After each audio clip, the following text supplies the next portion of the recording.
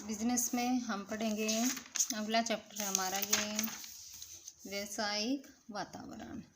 तो व्यावसायिक वातावरण क्या है, इसका मीनिंग, इसकी विशेषताएं, इसका महत्व, इसके आंतरिक वातावरण, बाहरी वातावरण, व्यावसायिक वातावरण के आयाम, भारत में आर्थिक वातावरण, आर्थिक सुधार। तो ये चैप्टर है हमारा, बहुत बड़ा है, तो जितना होगा उतना करेंगे हम। सबसे पहले व्यावसायिक वातावरण का अर्थ है। व्यावसायिक वातावरण का अभिप्राय व्यवसाय को प्रभावित करने वाले उन घटकों के योग से है जिन पर व्यवसाय का कोई नियंत्रण नहीं होता। ठीक है, व्यावसायिक वातावरण, एनवायरनमेंट। तो इसका मतलब जैसा कि नाम से स्पष्ट है कि वातावरण, व्यावसायिक वातावरण का अभिप्राय व्यवसाय को प्रभावित करने वाले उन घटकों के योग से है। ऐसे घटक जो व्यवसाय को प्रभावित तो करते हैं लेकिन जिन पर व्यवसाय का कोई नियंत्रण नहीं होता। तो व्यावसायिक वातावरण की विशेषताएं।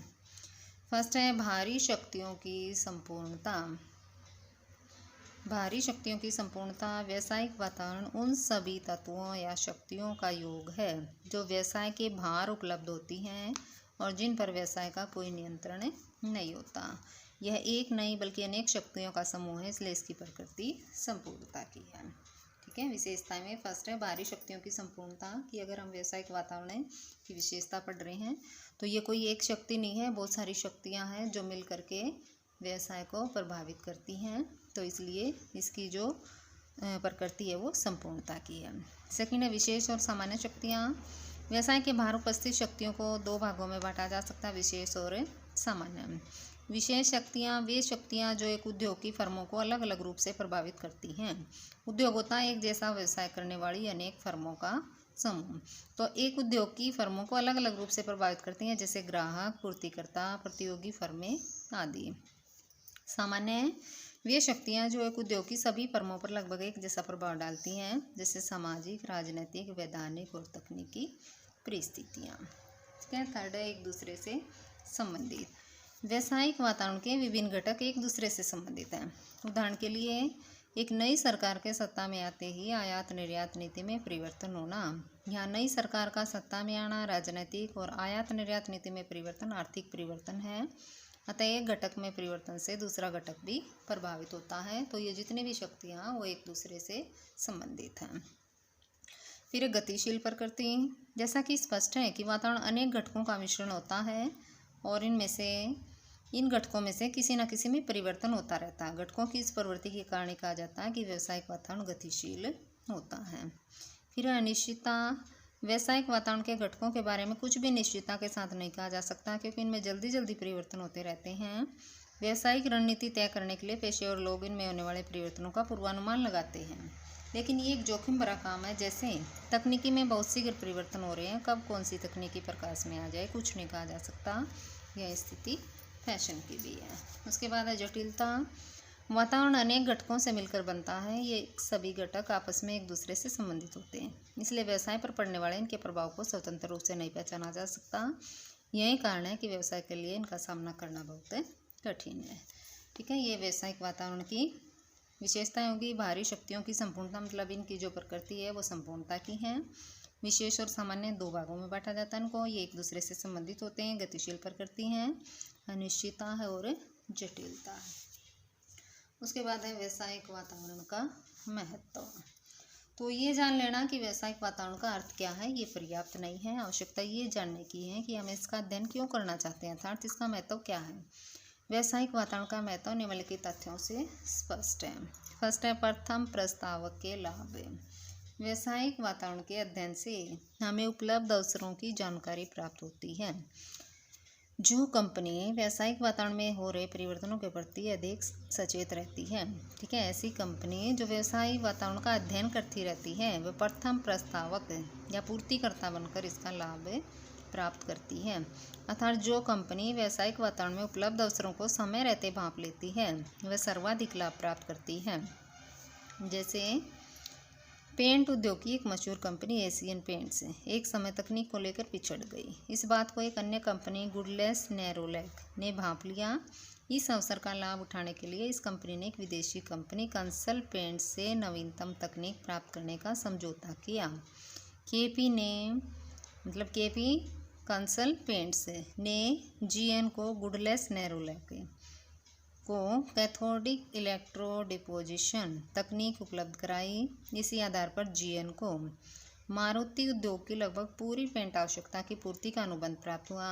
इस प्रकार जीएन ने बाजार में सबसे पहले नई तकनीक के साथ प्रवेश करके भारी लाभ अर्जित किया। ठीक है, जैसा कि अभी तुरंत का उदाहरण है, लॉकडाउन के समय जब मतलब समाज में जब ये होने लगा कि जो कोरोना फैला हुआ है, ठीक है, और जो कंपनियां हैं उन्होंने ये देखा कि अब किसकी मांग बढ़ने वाली है, जैसे इसकी फेस मास्क की और सैनिटाइजर की।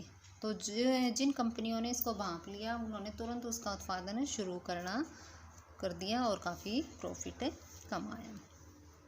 ठीक है, चेतावनी संकेत। सेकंड पॉइंट है चेतावनी संकेत।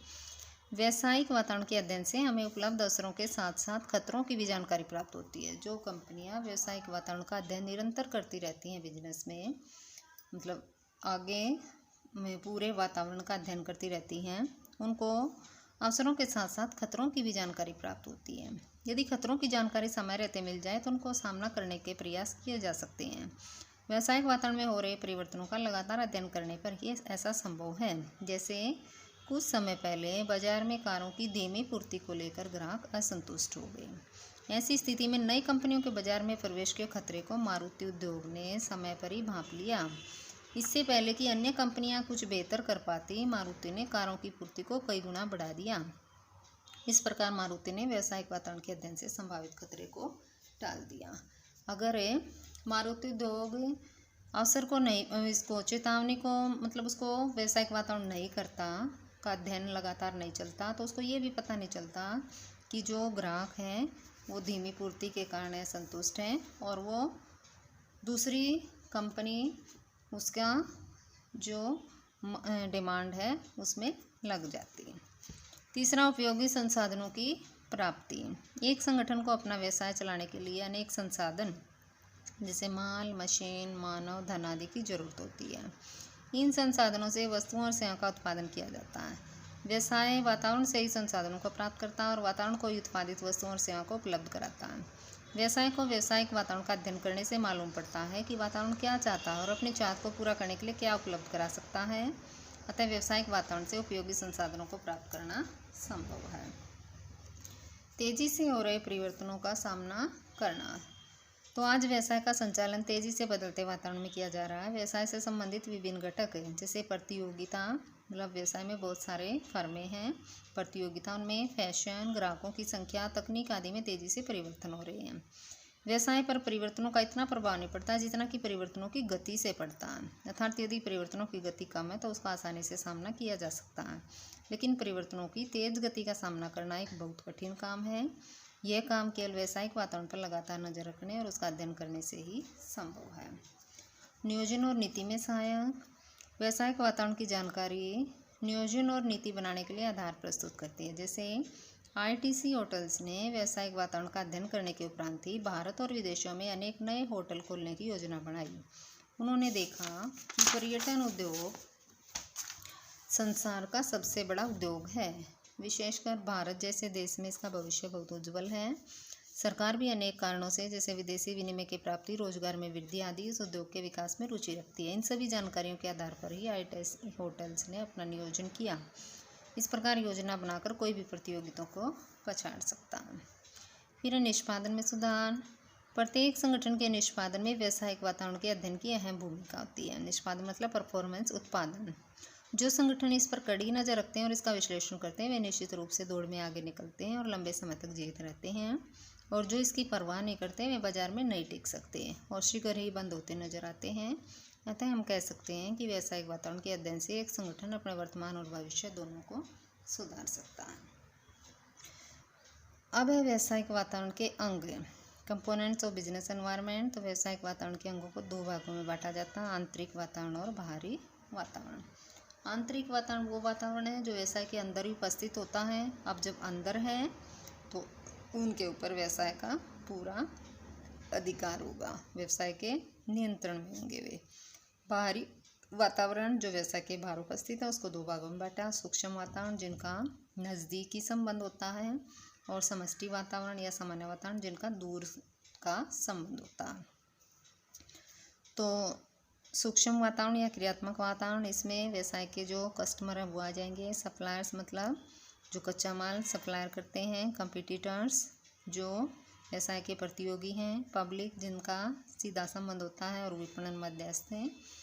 और समष्टि वातावरण जिनका व्यवसाय से दूर का संबंध होता है। इसमें आ जाएगा आर्थिक वातावरण, सामाजिक वातावरण, तकनीकी वातावरण, राजनीतिक वातावरण, वैधानिक वातावरण। अब हम इनको अलग अलग। फर्स्ट है आंतरिक वातावरण। आंतरिक वातावरण में व्यवसाय को प्रभावित करने वाले उन घटकों को शामिल किया जाता है जो व्यवसाय के अंदर ही उपस्थित होते हैं। ये घटक प्राय व्यवसाय के नियंत्रण में होते हैं। आंतरिक वातावरण के अध्ययन के लिए आंतरिक घटकों की जानकारी महत्वपूर्ण है। ये घटक निम्नलिखित हैं। व्यवसाय के उद्देश्य हैं, ठीक है, क्योंकि व्यवसाय के जो उद्देश्य हैं वो किसके द्वारा, व्यवसाय के द्वारा ही निर्धारित किए जाते हैं।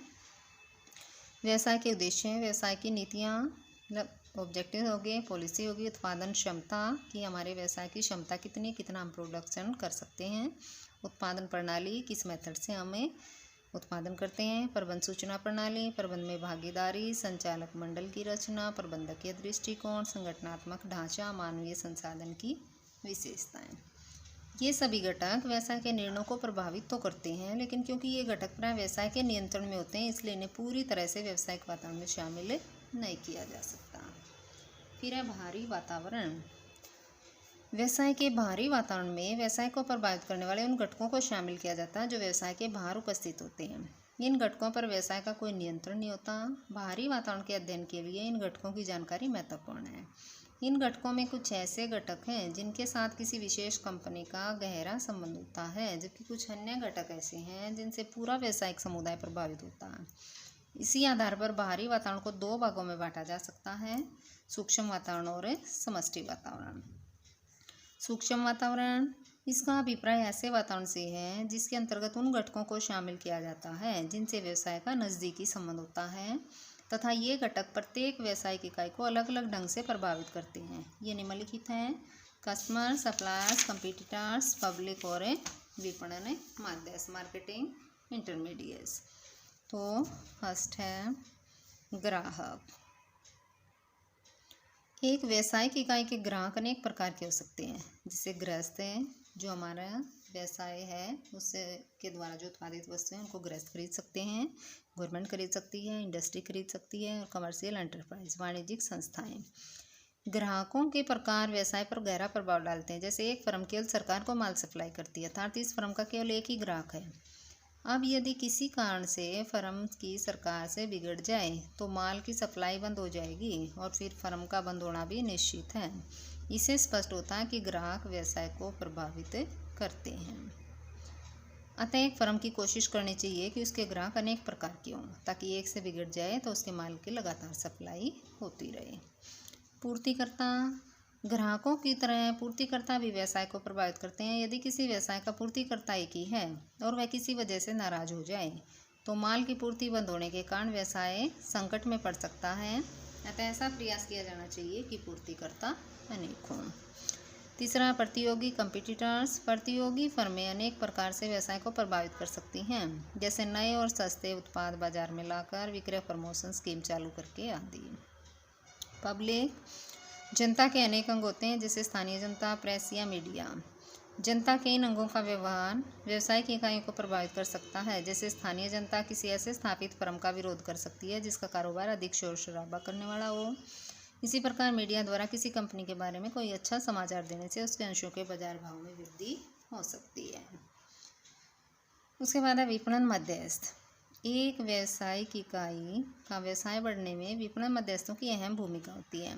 विपणन मध्यस्थों का अभिप्राय ऐसे व्यक्तियों से है जो उत्पादक और उपभोक्ता के मध्य की दूरी को कम करते हैं, जैसे व्यापारी और एजेंट। उदाहरण के लिए एक कंपनी अपना माल एजेंटों की सहायता से बेचती है और यदि किसी कारणवश सभी एजेंट कंपनी से नाराज हो जाएं और कंपनी का माल न बेचें तो कंपनी के लिए एक बड़ा संकट पैदा हो जाएगा। उसके बाद है समष्टि वातावरण या सामान्य वातावरण।